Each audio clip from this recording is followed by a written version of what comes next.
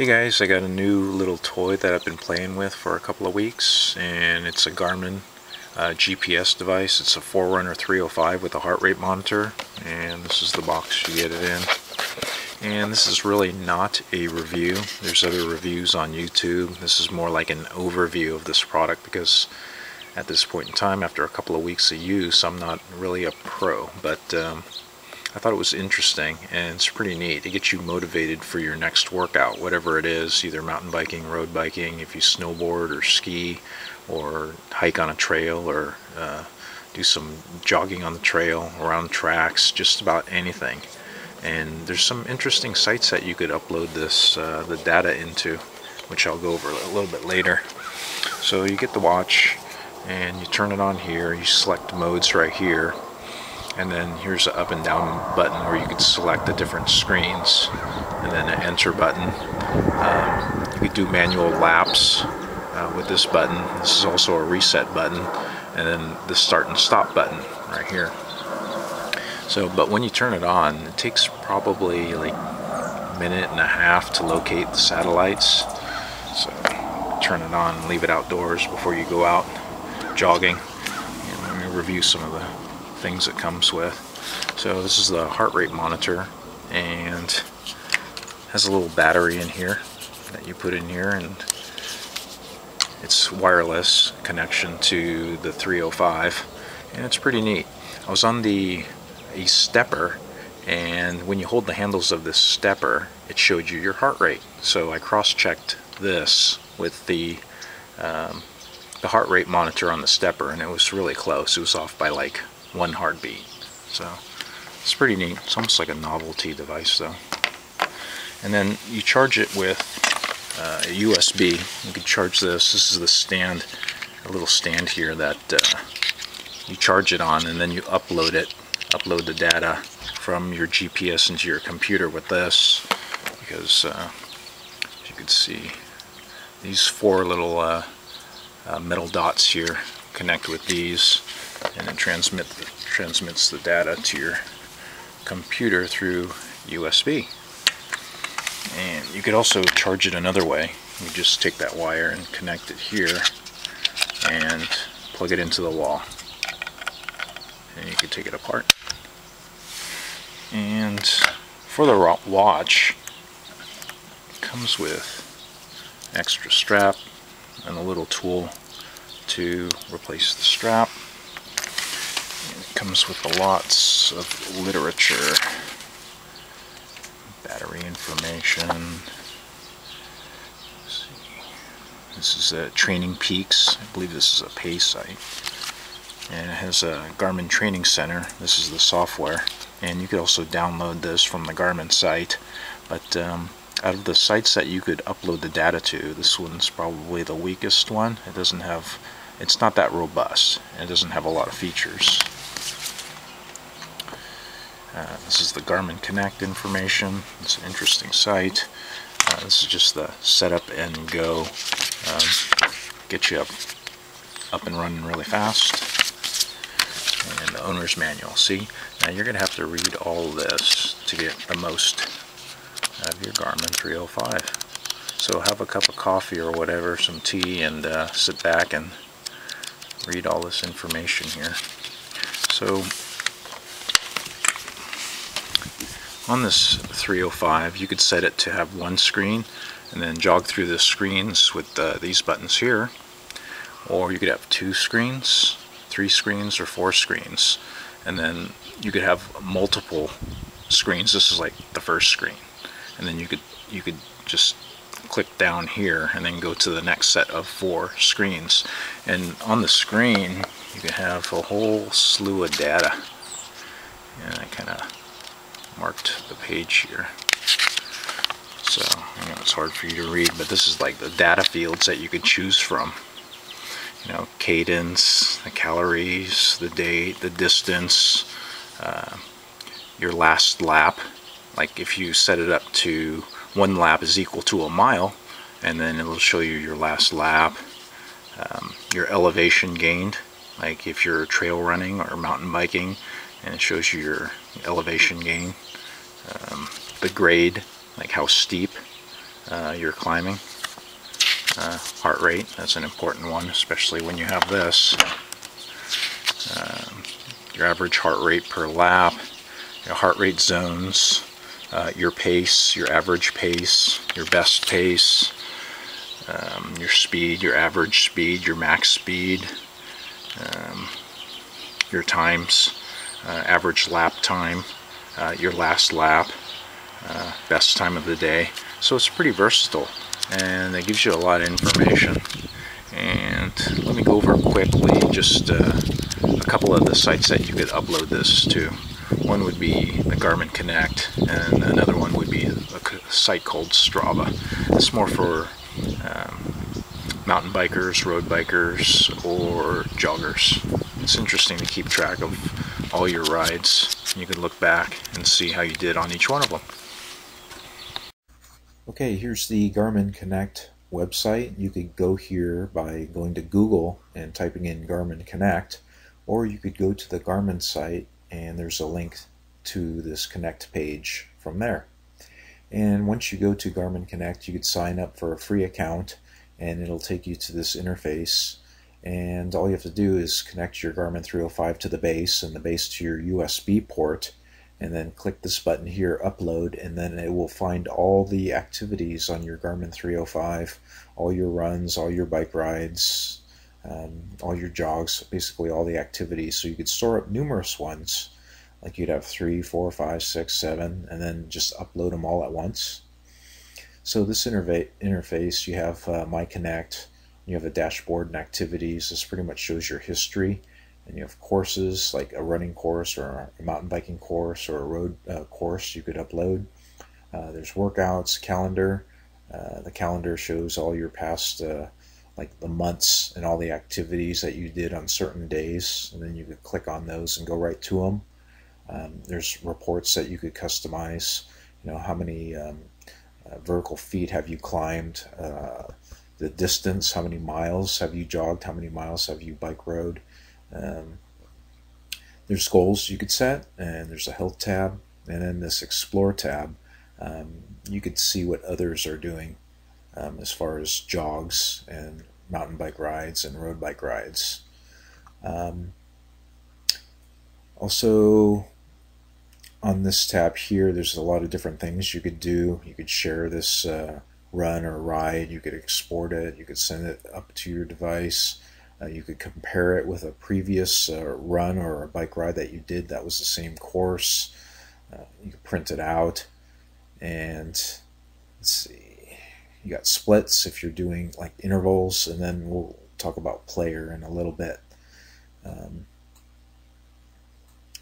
Some of the information that it gives you, like this was a jog on a trail, a mountain trail, so it's like trail jogging.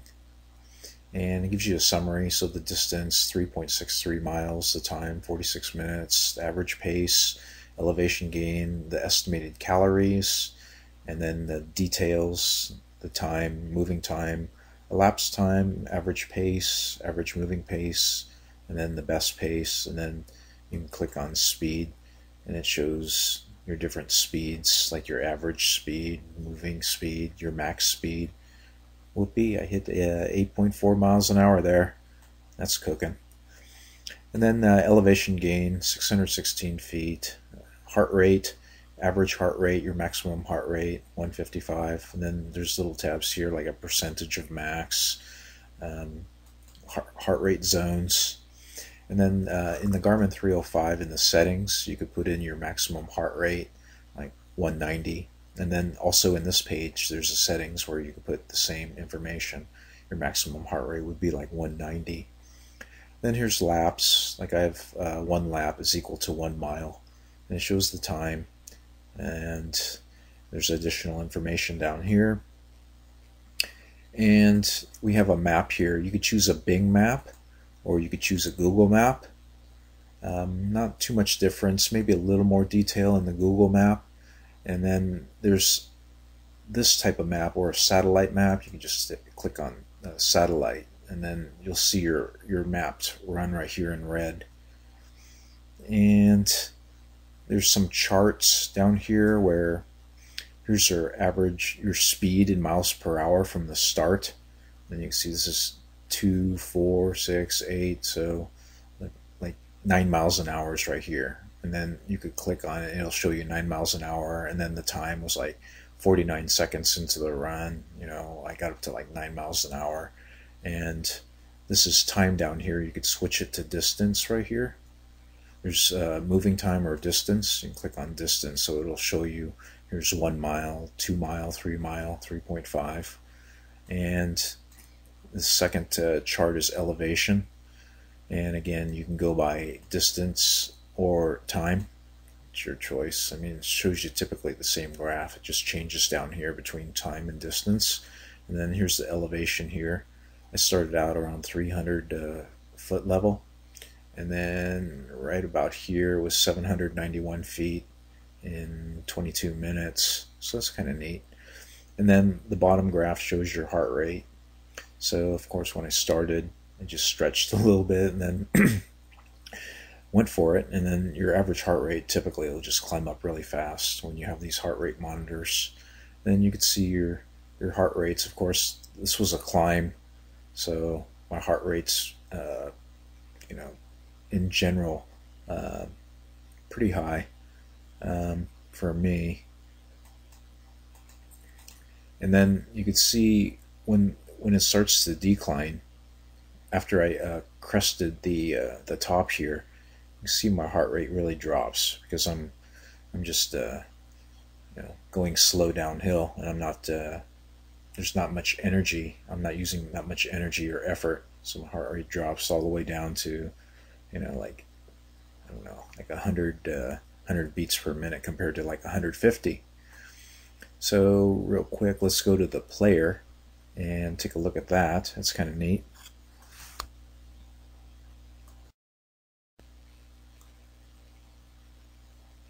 Okay, here's the player section in Garmin Connect, and basically on the top here it shows you a couple of parameters. The elevation is in green, or this one here, and in red it's the heart rate. You could change it to speed if you like, and in red here.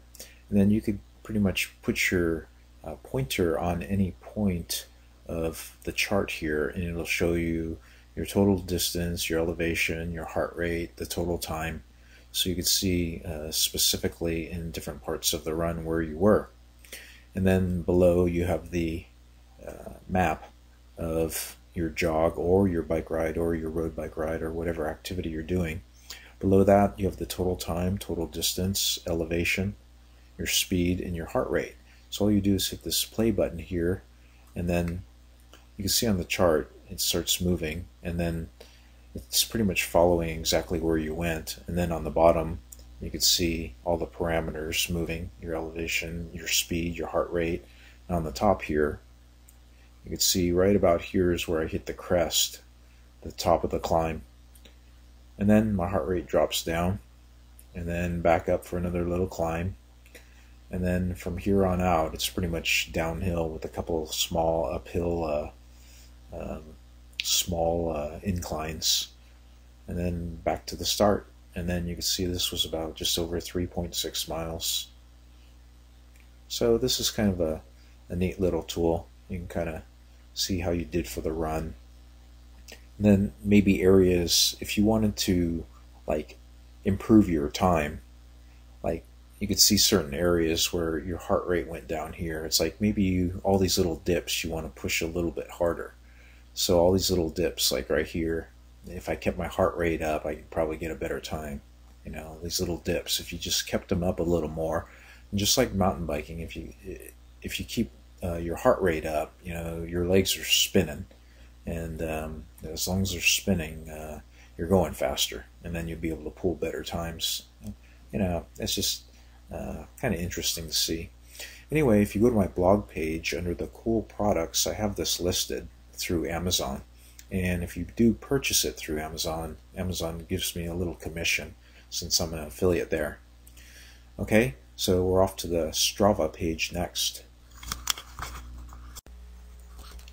Here's a pretty cool site for tracking GPS data. It's called Strava, and you could Google it, or you could go to strava.com, Strava, and they offer a free account. Right now I'm on a free account, or you could go to their premium membership where you could pay either monthly or an annual fee, and it's not that much. It's like $59 a year or something like that. But the paid service has a bunch more bells and whistles and features that you could use, which is pretty neat. So here we are on my dashboard, and it shows you all your runs, all your rides that you've uploaded, and there's a profile where you could upload data for various bikes, road bikes, cross bikes, mountain bikes, and your weight, your age. And then there's a training tab, Explore, where you could look for various rides, various segments, various hill climbs. And then there's a Compete tab.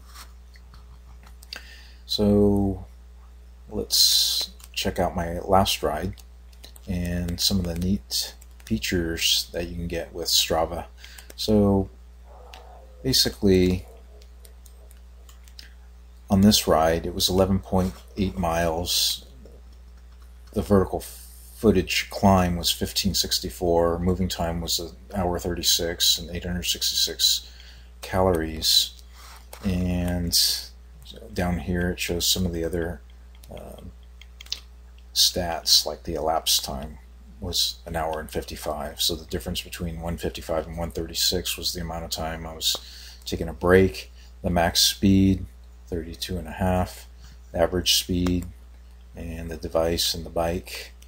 And up above here, for the premium members, they have a suffer score, where it's the percentage of time you're at your upper heart beat range.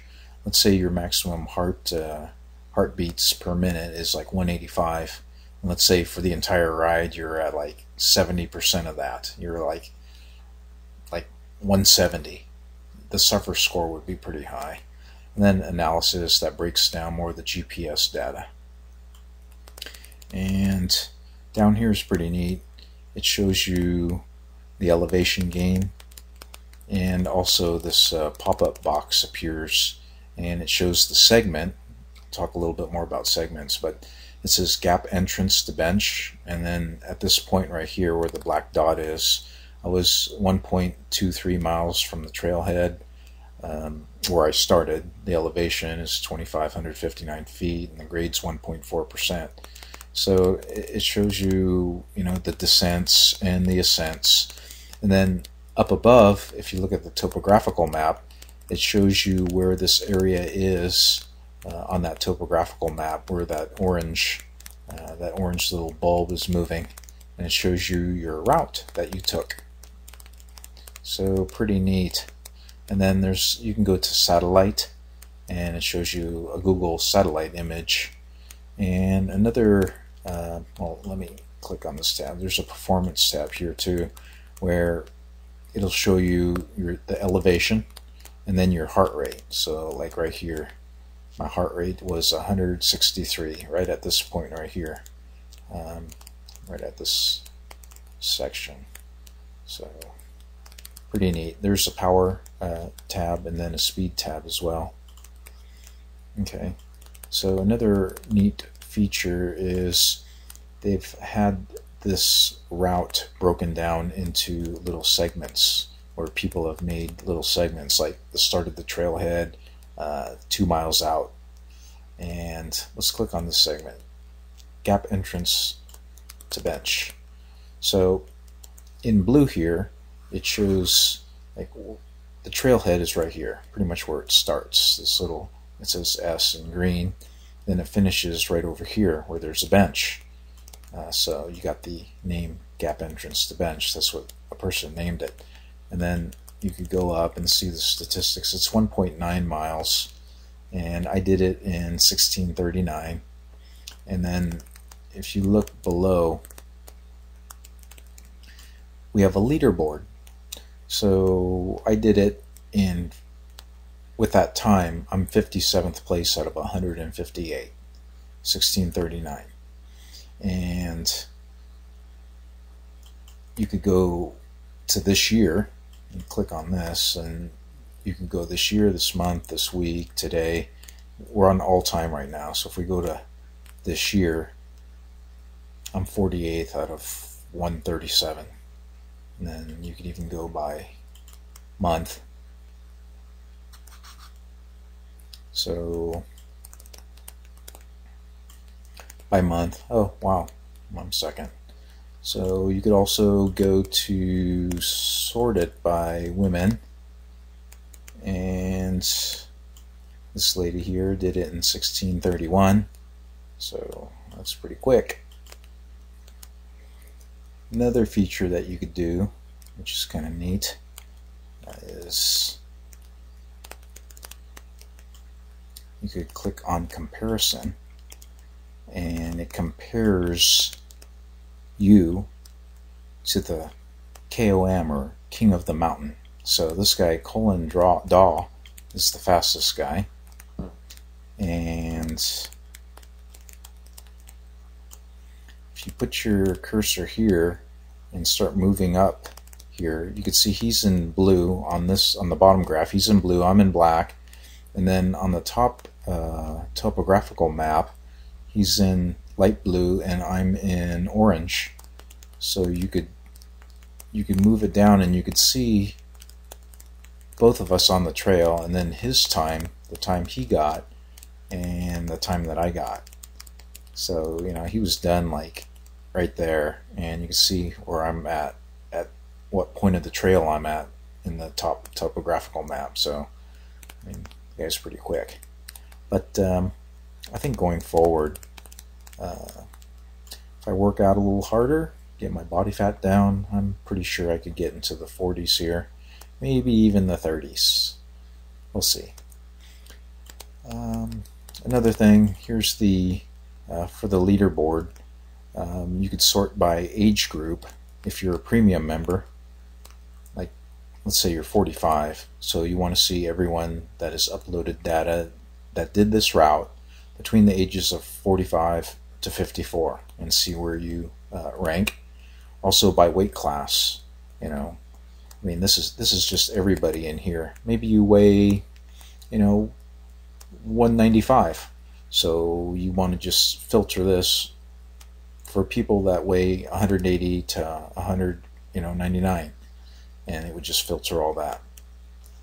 Like, I don't know what this guy, what bike he rode. He could have been on a cross bike, he could be on a carbon fiber hardtail that weighs 17 pounds, and he also could be 24 years old. So you get a 24-year-old on a 17-pound carbon fiber hardtail that's in really, really good shape, and you're probably going to get a time like this. There's a lot of skill involved as well. This trail going fast from here to here, it's no joke. I mean, there's rocks, there's roots, there's a lot of trees. It's a single track, and you could see to the right here, if you can't hang one of these turns, I mean, there's an edge right here. You could just look at this topographical map and tell. So there's definitely a lot of skill involved in this as well. So check out this site, Strava, and if you have a GPS device, maybe a Garmin, check it out and let me know.